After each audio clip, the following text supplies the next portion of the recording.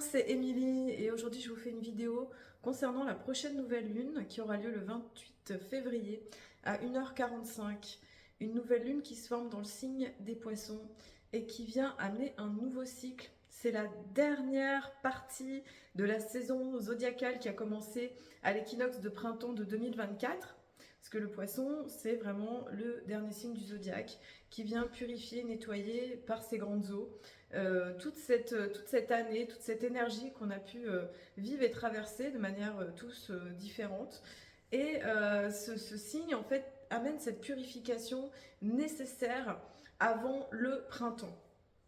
Alors cette nouvelle lune, elle est un petit peu spéciale, très spéciale d'ailleurs parce qu'on a beaucoup de planètes qui sont dans le signe des poissons, dont Soleil-Lune, donc nouveau début représenté par cette nouvelle lune, Soleil-Lune, Cérès, astéroïde qui est dans le signe des poissons, nous avons aussi Saturne, Mercure, le nœud nord et Neptune. Donc on appelle ça un stellium.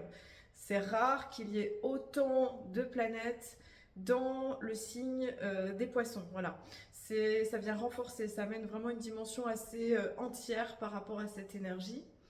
Dire aussi que le 28 février, du 23 au 28 février, on a un alignement de planètes. Alors même si avec, on va dire au niveau astrologique, elles ne sont pas tout à fait alignées, mais dans le ciel, on peut les voir de manière alignée.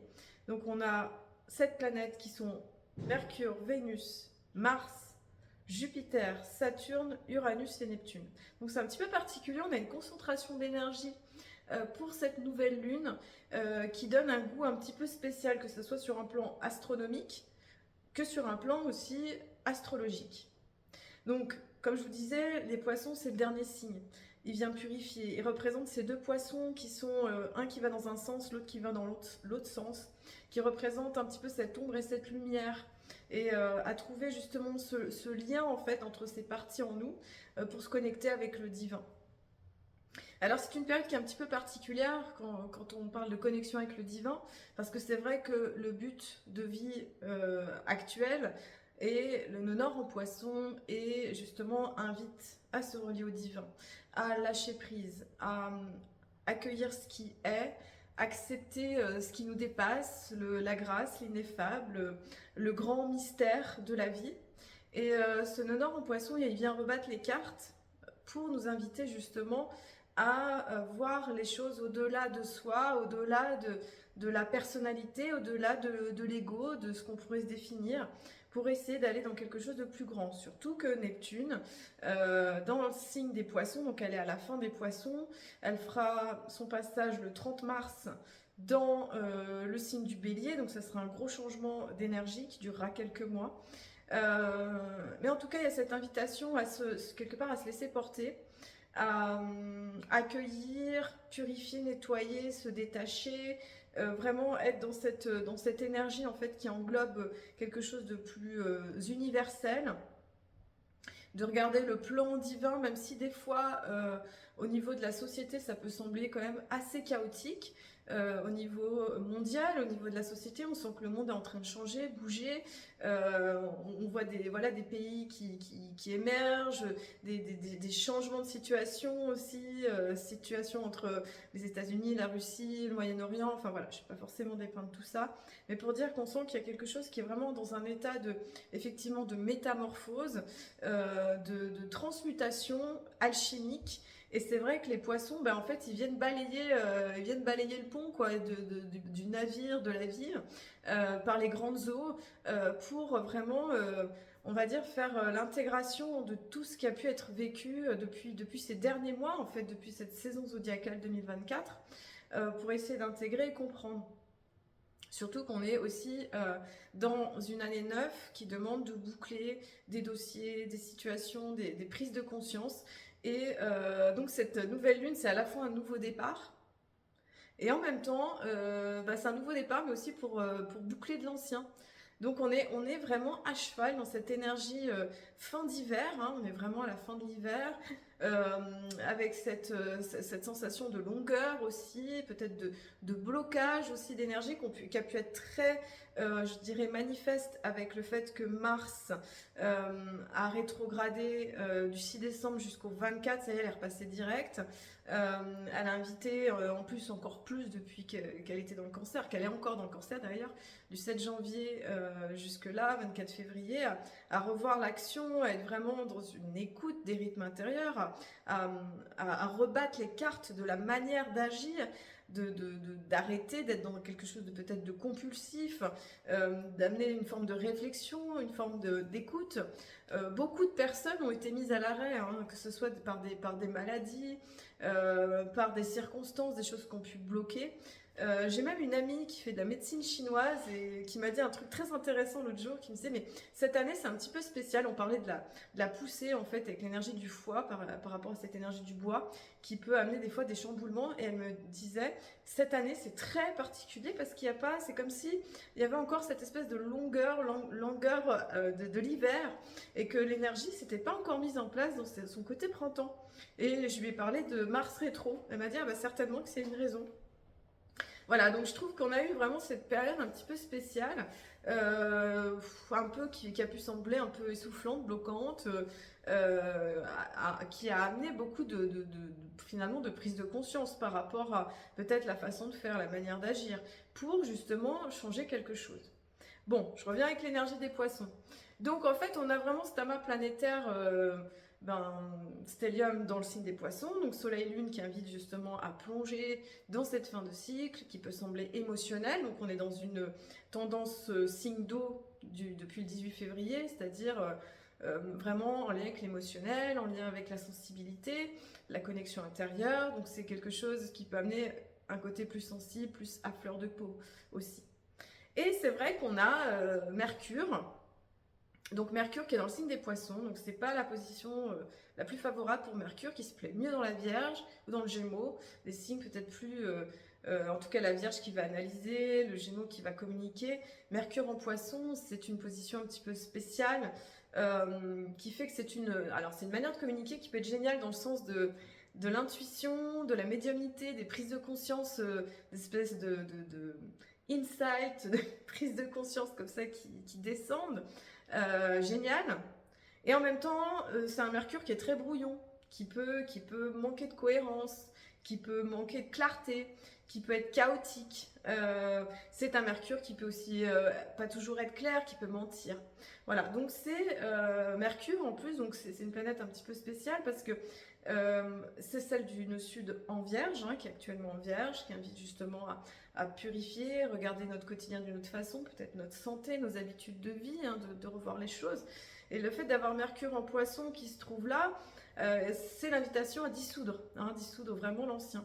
Alors à la fois Mercure, elle a rencontré Saturne, ça c'était autour de mardi, voilà, mardi dernier. Donc Saturne, principe de rigueur, de structure, peut-être qui peut sembler un peu bloquante, hein.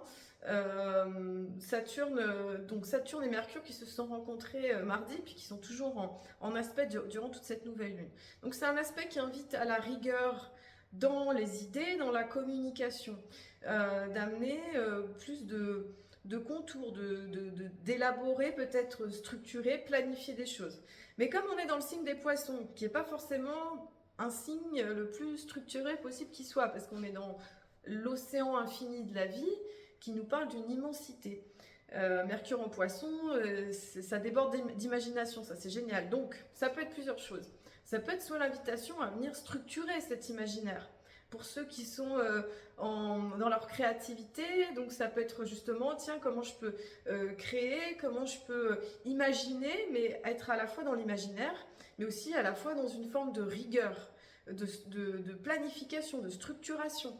Donc ça, c'est intéressant pour cet aspect-là. C'est un aspect qui peut bloquer aussi la communication, qui peut amener des idées un petit peu moroses, un peu déprimantes, avec peut-être voir ce qui manque, ce qui fonctionne pas, ce qui va pas. Voilà, donc l'idée, je pense, c'est de travailler un petit peu sur le qu'est-ce que j'ai envie, c'est vraiment faire ce travail de fond et d'amener une structuration pour créer des choses en fait. Donc Mercure, elle a rencontré Saturne et après elle va rencontrer justement Neptune. Voilà, dans quelques jours, elle rencontrera Neptune. Donc là, c'est le principe en lien avec l'imagination. Donc Neptune est chez elle. Quelque chose qui va amener alors soit beaucoup de médiumnité, de clarté intérieure, de réponses. Voilà, des réponses. Si vous avez des questions par rapport à votre vie, vous pouvez les poser à ce qui vous parle, à l'univers, vos guides, vos anges, demander. Et ça peut être aussi des rêves, ça peut être des éléments de réponse qui viennent comme ça aussi. Ça demande de vraiment aussi, je dirais, purifier son énergie pour se libérer de l'astral, libérer des émotions qui collent, des mémoires anciennes. Donc c'est une période où c'est important, je pense, de nettoyer sur tous les plans. Voilà, si on peut nettoyer l'émotionnel, les idées, les pensées dans la maison, de l'encens, peut-être se débarrasser de vieilles idées, vieux projets, classer, nettoyer, enfin vraiment, vraiment faire circuler les grandes eaux des poissons. Et puis, donc ce nœud nord qui est en poisson est conjoint avec Mercure, avec Neptune. Donc il y a la nécessité quelque part d'élever son inspiration, de se connecter avec un plan plus grand que soi. Voilà, ça va être l'invitation de cette nouvelle lune hein, qui à la fois contient, je dirais, le grand tout, en même temps qui peut montrer aussi ce qui dysfonctionne, ce qui bloque, et sur le plan des croyances mentales, des idées, de quelles sont les choses peut-être à déblayer sur le plan des mémoires. Voilà.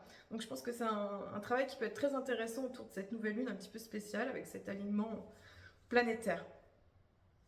Ce qui est aussi notable sur cette nouvelle lune, c'est le carré avec Jupiter qui est dans le Gémeaux. Donc on a une nouvelle lune qui est au carré de Jupiter. Donc le carré, c'est un aspect de tension. Jupiter, c'est l'exagération, c'est ce qui va amplifier les choses. Donc Jupiter, Gémeaux, il pourrait y avoir une tendance, alors soit à se disperser, à pas arriver à se focaliser. Il peut y avoir aussi cette sensation de manque. Hein. Jupiter, ça peut être aussi le manque, surtout qu'on est... Jupiter, elle est aussi, elle n'est pas toujours très bien placée en Gémeaux. Voilà, qu'est-ce qui peut manquer? Et ou aussi, ça peut être aussi des excès d'idées, d'informations, de mental à aller, je dirais, remettre de l'ordre, remettre de la clarté, pour pas que ça vienne encombrer, pour pas que ça vienne polluer ou disperser. Voilà, donc ça va demander de prêter attention à ça, de rester confiant en fait, rester confiant dans cette dernière phase de ce cycle hein, de l'année. Ensuite, voilà, donc on a quelques passages qui vont être assez importants.